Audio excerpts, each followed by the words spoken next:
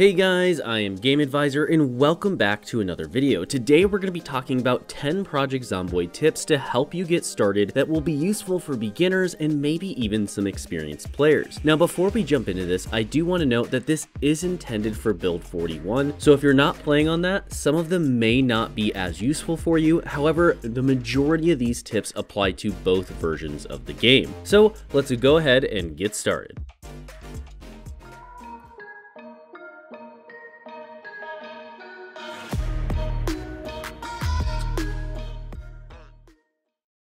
Starting off with number 1, we have that you guys should be reading lots of books as early on as possible. Regardless of the category, you want to make sure you have that XP multiplier if it's something you want to use in any way, shape, or form. Now do note that there are some books that are more important to read first, such as things like First Aid, your Carpentry, and maybe a few others here and there. But at the end of the day, the important thing is that you are reading whatever books you can find as soon as possible to get that XP multiplier.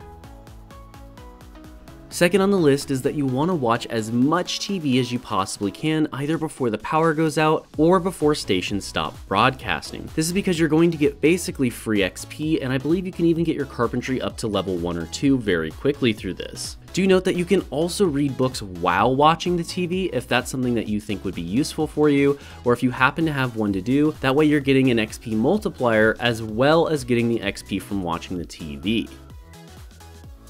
Moving on to number 3 is the fact that you need to start stockpiling water before the water goes out. Now a great way that you can do this is going to be using the water dispensers, which can be picked up and held for around 250 units of free clean water. Now do note they do weigh a significant amount, so you're not going to want to walk this thing across an entire town, but if it's somewhere close by, then you can just go grab it and walk it over, and if that's not an option for you, once you get a vehicle you can go and pick these things up. This is a great way to store water and set you up for success in the coming times where you're gonna have to grow your own food and you'll go through water faster than you can say, oh crap, I'm dehydrated. Now another way to stockpile water is going to be, of course, just simply using buckets and things like that in order to get water out of sinks. So just also keep that in mind, as that is a secondary option if you can't find a way to get a water dispenser, that you can set up yourself for success by having as much water as possible ready to go for when the water gets shut off, usually around week 2.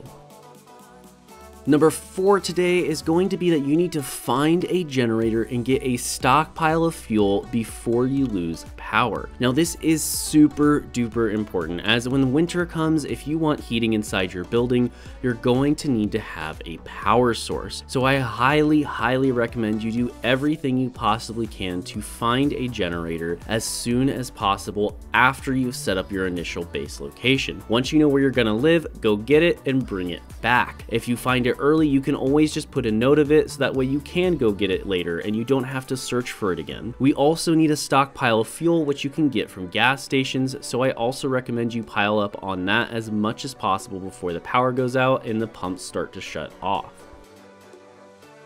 Okay, we're halfway there with number 5, which is to prep for the chopper. This is useful no matter where you are in your gameplay if you have not experienced the chopper yet. If you're watching this on your side screen while you're playing the game, just start prepping right now. What I recommend you do in order to prep for the chopper is, first off, if possible, get a car and be ready to go and get out of the area as soon as you hear it coming. 2, get yourself a go bag, in other words, a bag with some basic medical supplies, some food and water to last you a few days, and maybe a weapon or 2, whatever else you feel is necessary for you and how you're playing the game. But just have your system set up and ready with an emergency plan for when that chopper shows up. You know exactly what you're going to do to get as far away from where you're living as possible, as quickly as possible, and in a safe manner. You don't want to be like me and get stuck in the woods by yourself with a chopper and hundreds if not thousands of zombies lurking around.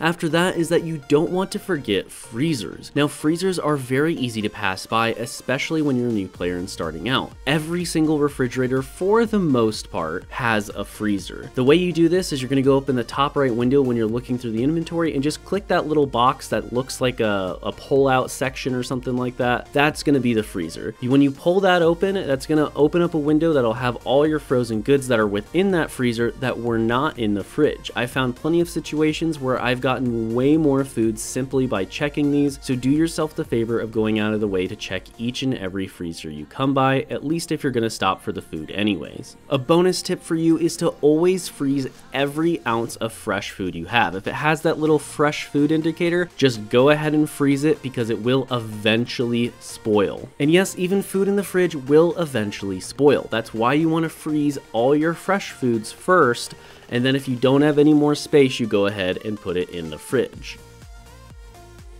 Number 7 is going to be that you simply don't want to use guns if it can be avoided at all. Guns are generally a bad idea to use in Project Zomboid unless you're on a PvP server or something, of course. But anyways, the goal here is that you don't want to use these guns because guns are going to alert everything within a massive radius and say, hey, fresh meat over here, please come eat me. So do yourself the favor of just not using them if it's at all an option. I do understand you can get cornered in a house, or there might be the chopper coming, so it doesn't matter anyways. So do your best to try and avoid using guns, as it will save your life more often than not by simply running away rather than pulling out that firearm and going to town on some zombies.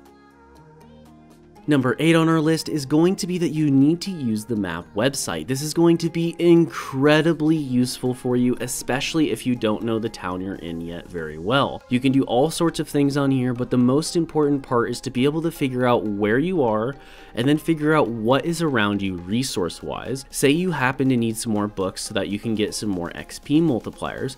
Well, go on the map website, find the nearest library, and go ahead and use that to help you figure out how to get to it. You can do a whole bunch of extra things too, such as crossing out buildings you've already been in, and altogether using the map website is just super duper useful. We are almost there now with number 9, which is to always keep a water bottle on you. If you can't keep a water bottle, try to keep some source of liquid, such as a soda or something, at the very least. This is because if you're playing on Build 41 especially, you're going to get dehydrated more often than not very quickly if it's not in the winter months. So do yourself the favor of just keeping a small water bottle on you that has a little bit of liquid so that you don't get dehydrated in horrible situations. These can also be used to clean rags in an emergency if you don't have any clean rags or bandages available. Finally is number 10, and in my opinion, the best tip I could possibly give a new player in Project Zomboid, which is to check the ignition and glove box for keys when you're looking for a car. All you have to do is when you get in that driver's seat, look in the little keyhole spot, see if there's a little key in there. If there is, great, you just found a car. If there's not, go check the glove box just like we did with the freezer before. It's going to be a thing in that side menu. When you check it, sometimes you'll find little goodies, but for the most part, you're looking for that key, and I cannot tell you how many times it's been in the glove box and I just didn't simply look. Came back to the car a week later and realized it was right there the whole time. So do yourself the favor of not making the mistakes that I did. Check the ignition and check the glove box for keys whenever you're looking to get yourself a car. Thank you guys so much for watching this video. If I missed anything, do feel free to leave a comment down below. Try to help out those new players when they're learning the game if you're an experienced one, and just leave an extra tip that maybe you wish you would have known when you started playing Project Zomboid. Either way, thank you so much for watching once again. I'm Game Advisor, and I'll see you next time.